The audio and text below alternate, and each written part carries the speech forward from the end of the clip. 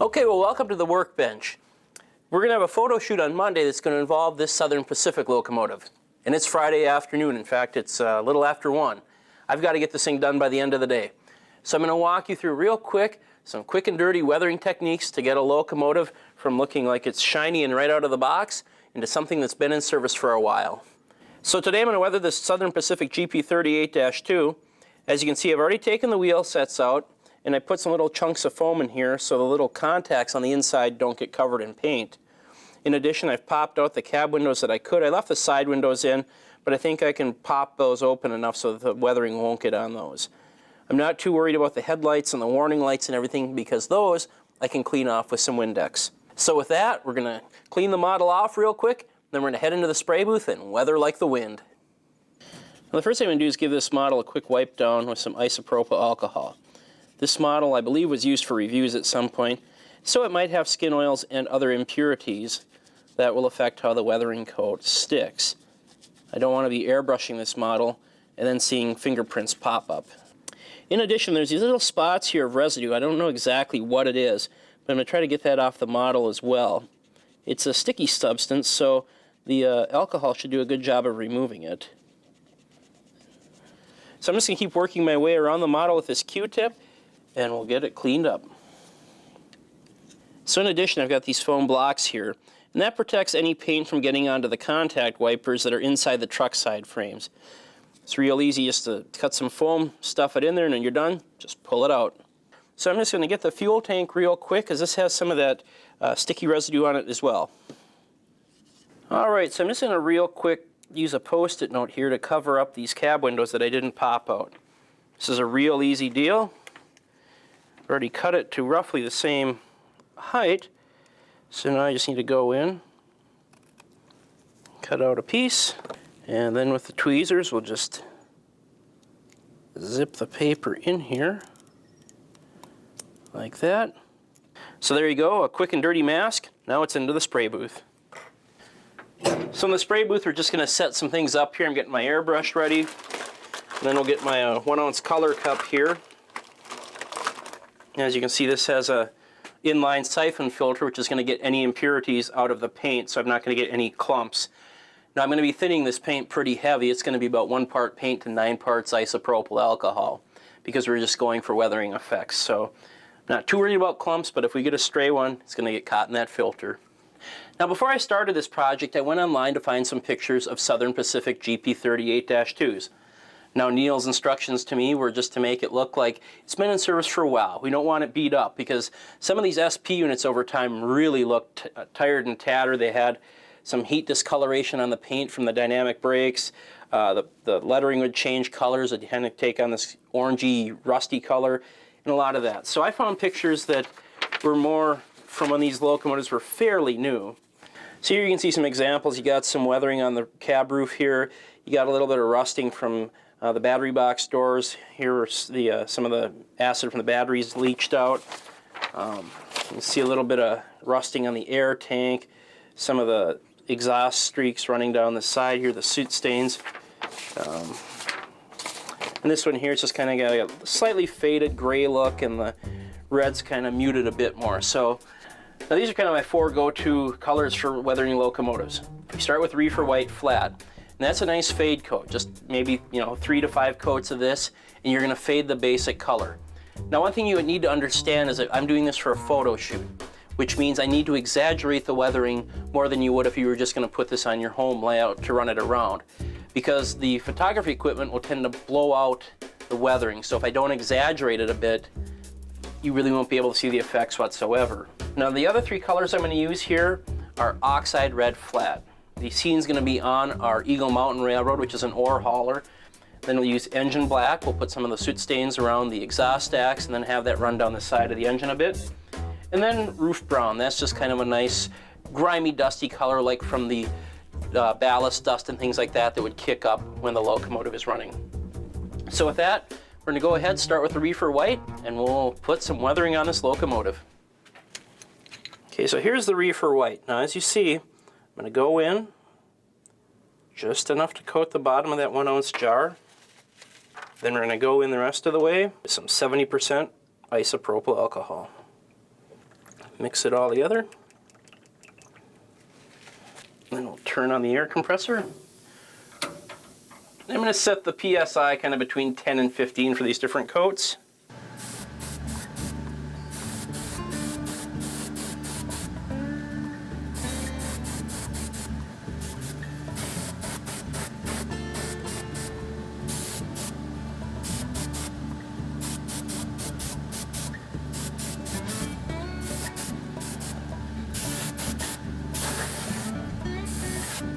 Put 5 coats onto the flat surface here where the sun would be beating down on it. You have to remember that this locomotive is running in California, so it's going to be faded out. Then I put about 3 on the sides just so it has a little bit of a faded look. Now the one thing you have to remember when you're using thin paints like this, I'm thinning it 1 part paint to 9 parts alcohol. So it's going to dry real quick, so there's not a lot of time to wait around between coats. You just put it on, let it dry, and you can go right back to spraying. So with the engine done, I'm going to work on the fuel tank.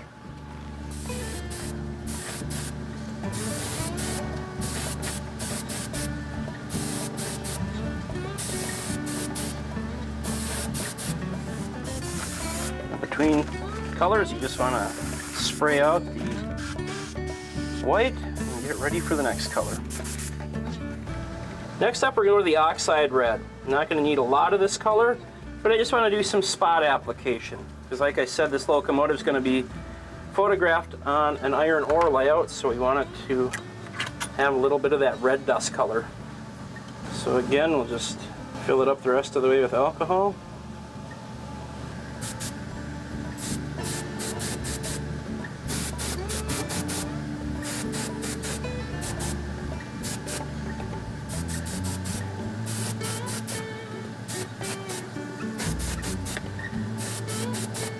Okay, so I've got the lower part of the locomotive dusted with the thinned oxide red. Now I'm going to pick up the fuel tank and get that too.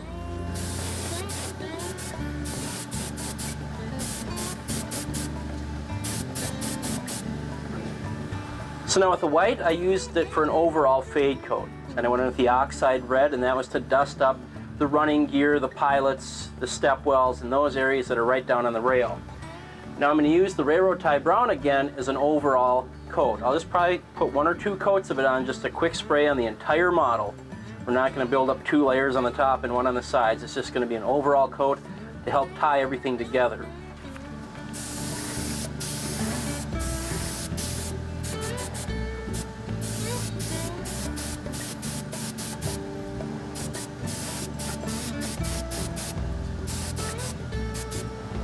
Now one thing you're probably noticing is when I spray is that I'll go horizontal and vertical, and the reason for that is because I have the handrails on the model. If I just sprayed in one direction, I'd run the risk of having little shadows from that, because if I sprayed directly onto the model, the vertical stanchions would act as a mask and I'd have those little vertical lines on the model.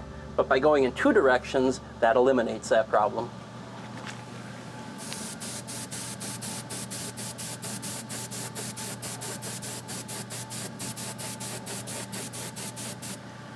Now you might be wondering why I'm spraying this fuel tank separately. Well, it's actually a pretty simple solution. Because I don't want to take the shell apart from the model, I have no real good gripping point on the locomotive. But by taking away the fuel tank, I can hold on to that metal part of the chassis. Now the fuel tank's just held on with 1 Phillips head screw, so it's easy enough to take off, put on this little paint handle here, and I can go to town weathering it.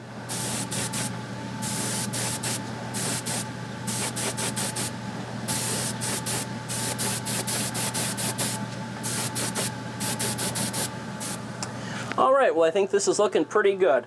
The last color to put on is our engine black.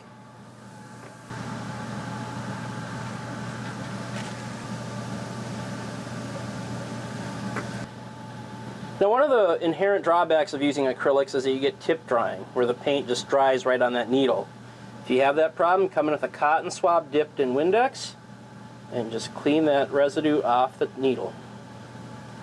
You want to be careful you don't damage it, so you just work in a gentle motion. Then you check your spray pattern, and like that you're back in business.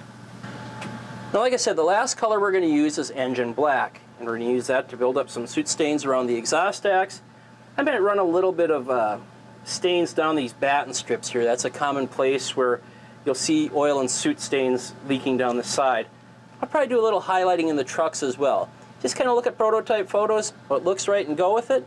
We'll also do a little bit of weathering on the fuel tank under the filler neck. And with that, we should be good to go and ready to seal all this with a flat coat.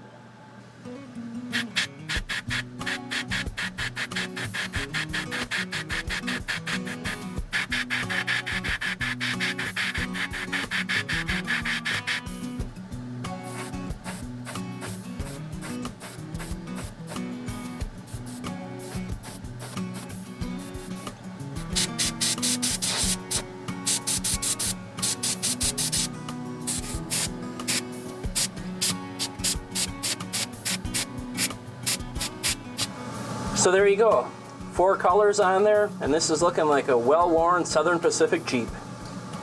Now in the fuel tank, I'm just going to put a little streak of black underneath the fuel neck here, because anything that would spill out of here would streak down the tank.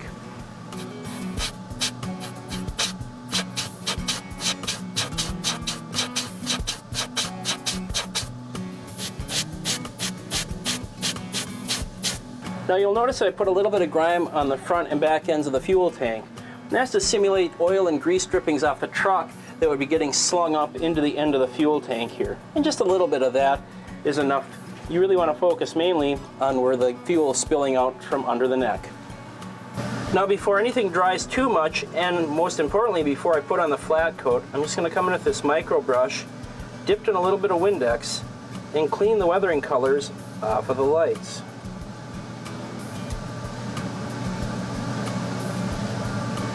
I'm going to clean off the number boards as well. Now these headlights are just micro bulbs, so you want to be very careful when you're cleaning them because it is easy to break them. Then I'll flip the model around. Alright, now we're ready for the flat coat, and for that I'm going to use Model Master Clear Flat Acrylic. I'm going to mix 1/8 ounce of the acrylic flat and then 1/8 ounce of the 70% isopropyl alcohol, so it's a 50-50 mixture.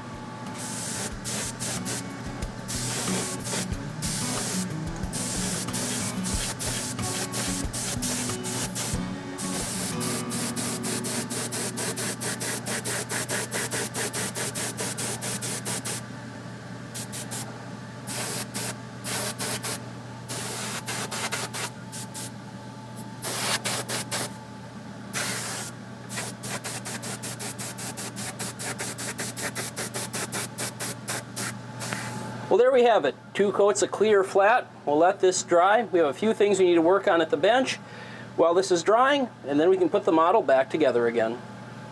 Now before we paint these wheel sets with the railroad tie brown, we need to clean off any grease and other stuff on them from the manufacturing process. And we'll just go back to the technique I've used many times before, cotton swab and some 70% isopropyl alcohol. And then we'll just set it aside to dry. All right, so with the alcohol dry, we'll just go in and apply our railroad tie brown. A lot of people forget to paint the backs of the wheels, but those do show on the layout, especially if it's viewed from eye level. Okay, now we're ready to paint the faces of the wheels.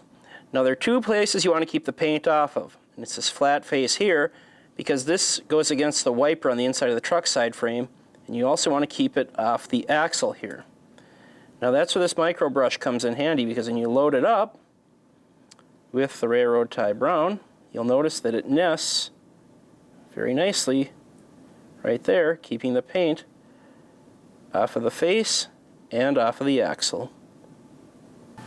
Okay, so here we are. The locomotive is ready for reassembly now. Painted a couple knuckle couplers while we were at it here. So I'm just going to put it in this cradle and we can start putting the 4800 back together again.